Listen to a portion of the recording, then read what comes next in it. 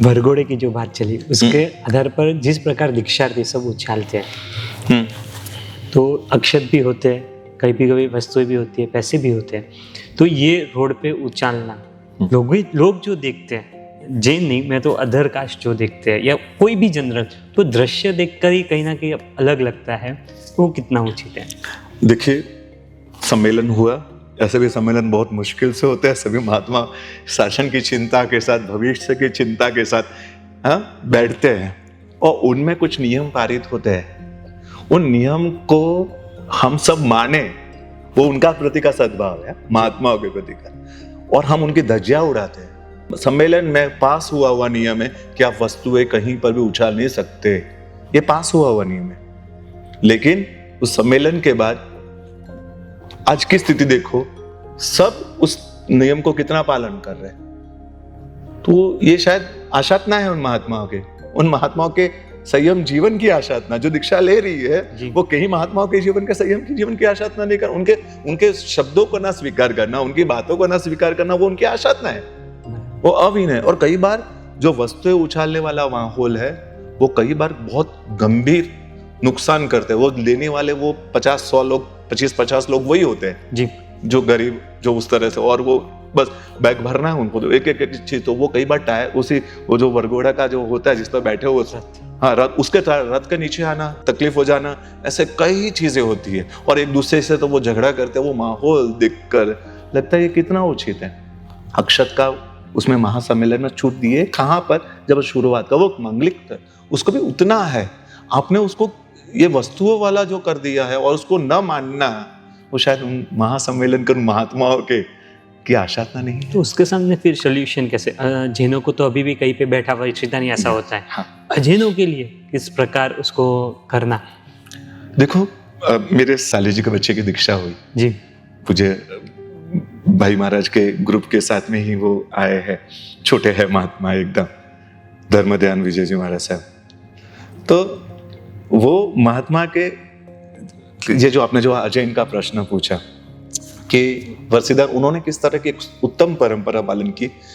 जहां वो रहते थे पूना में, वो पूरा एरिया के जितने घर में काम करने वाली बहनें थी, बाई होती ना, हाँ जी, जो बर्तन से लेकर झाड़ू पोछा सब कुछ करती है जी, और जितने वॉचमैन है कॉलोनी के, सबको पर्सनल इन्विटेशन। इतना बजे आपको कार्यक्रम में आना है, दीक्षार्थी एक पवित्र आत्मा के हाथ से एक कुछ पवित्र चीजें आपको लेनी है, और उनके सामने वो पवित्रता की बातें की गई। वस्तु से ज्यादा किसके हाथ से लेना है वो भी उनको बताया जी। और ये मैसेज सब जगह पहुंचा है, सबके घरों में पहुंचा कि आपके काम वाले को भी मैसेज पढ़ाओ, उनको भेजो, इतना बजे भेजो। और सभी लोग दोपहर के 2 बजे के समय, अच्छा, सभी बहनें जो उस तरह की थे बैठे हुए हैं, सब वॉचमैन लोग हैं, वो एक तरफ इस तरह से बैठे हुए हैं, और फिर मुमुक्षु आते हैं। और मैं उस समय था, जैन धर्म की सुंदर बातें, धर्म क्या है, कीड़ी को नहीं मारना है, वो हमारे भगवान की बातें हैं।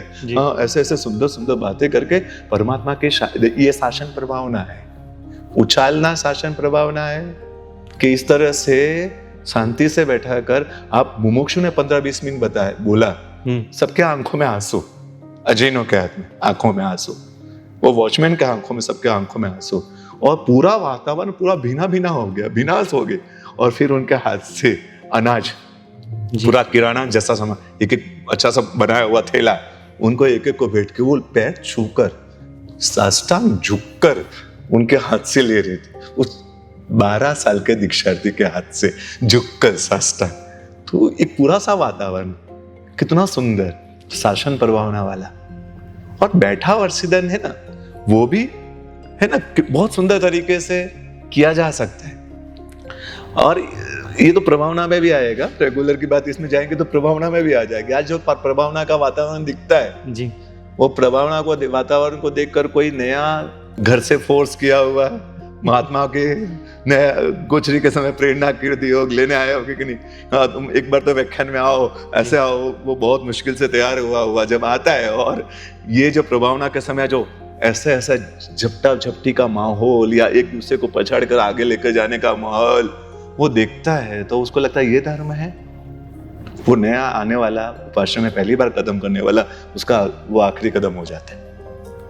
तो ये चीजें वर्षीदान के समय भी स्थिति देखकर कहीं अच्छा इन्हें को भी हो सकती है कि ये ऐसा धर्म है इनका पूरा, तो उसकी जगह वर्षीदान भी जैनों को भी देना है। ये शांति से बैठा कर लास्ट का 15 मिनट, आपको लगता है कि नहीं हमें 15 मिनट में संगीत चलाए, आंखें बंद करने को बोले, और जरूर मुमुक्षु सब वस्तुओं को साथ में हाथ दे दे, हाँ बराबर, और उसी के घर वाले 10 जने भाई, 10 जने बहने वो तैयार हो और एक एक वस्तु के सबके पास जाकर रख दे, और 10 मिनट वो आंखें खोले, उनके पास वर्षीदान का सामान पहुंच चुका। एक ये तरीका हो सकता है जी।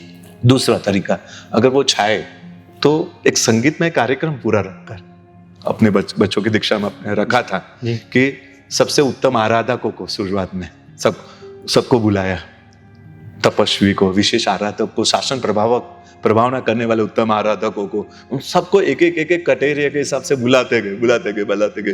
तो 50% पूरा हुआ, 60%। और सबसे इसमें खास क्या हुआ, संयम की अनुमोदना हुई, खास गुणों की अनुमोदना, श्रावक के जो हाँ आराधकों के अंदर हुआ गुण दृष्टि, गुणानुरागता का भाव प्रबल हुआ, सबके गुणों की दुनिया बाहर आई जो शायद कभी बाहर आई नहीं थी, क्योंकि कई आराधक ऐसे होते जो आंतरिक कार्य करते हैं उनको फ्रेम में आते ही नहीं। और वो पूरा कार्यक्रम इस तरह से हुआ कि ये इस तरह के कार्यों में जुड़े हुए, ये इस तरह के कार्यों में जुड़े, उनके आंतरिक साधना ये, उनकी आंतरिक साधना ये, वो सबका क्लियर हुआ। और जब वो बाहर आया विशेष, तो सबके देखो ये कितना अच्छा सिस्टम, एक कार्यक्रम हो गया, वर्षीदान भी हो गया, और हाँ शासन प्रभावना तो यहाँ पर भी और वहां विशेष हुई अजीनों के बीच में। तो मुझे लगता है इसको इस तरह से वर्षीदान की ये जो दुनिया है उसको ऐसे सजाना चाहिए, ऐसा बनाना चाहिए।